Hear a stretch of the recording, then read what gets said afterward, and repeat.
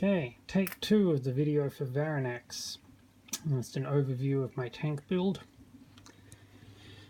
If we start down here, you'll have a better view of the 5 brackets which hold the tank up, and also the cable routing that I've just used to hide the cables a little better against the white of the wall. So the front panel just flips down. I've used brass chain to hold it in place and some brass clips to hold it while it's up. And get a better view here of the brackets. They're just simple steel brackets, but there are 5 of them, and each of them have 3 dynabolts going about 3 inches into the wall, so that should be plenty of strength.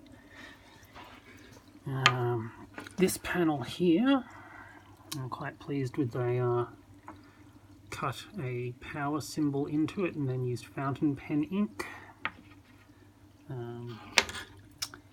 So that just slides out.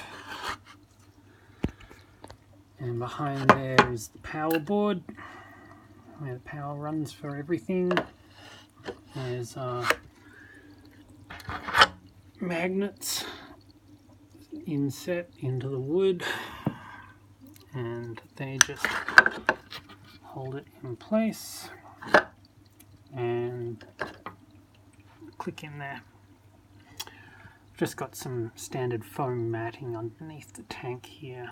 If you look over here, I've used just timber doweling to do my joinery. Just put those in with some wood glue and clamp them in place while they dried, and then sanded flush.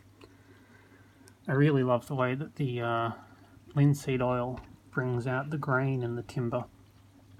Did a 45-degree angle where I did the joinery for the lid, which is nice because that means that the seam is on the corner and not either up or down there.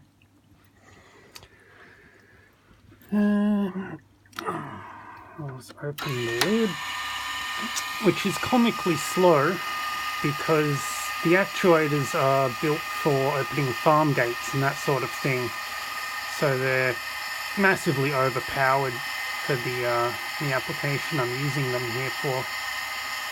But they were the ones that extend far enough, so those are what I got. The main reason behind doing that is I wanted the lights to not shine in my eyes when I open the lid, but rather shine down into the tank so I can still see what I'm doing. There's not much to see with the actuator housing because I've used these blocks of wood down there to make sure they stay where they're supposed to be, and there's a bit of an idea of how I've built the ends around the actuators, trying to save as much space as possible. For filtration, we've got a simple bit of filter material hiding behind this bit of driftwood.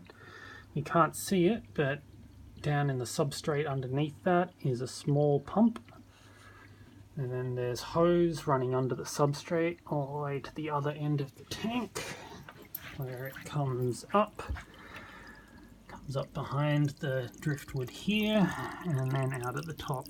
And I've just used common agricultural piping to do that. It's just a small, slow pump because I don't have a lot of, or I don't intend to have a lot of fish or shrimp in here that would require a lot of filtration. I think that's everything I really have to say about it. If you've got any other questions, do feel free to let me know.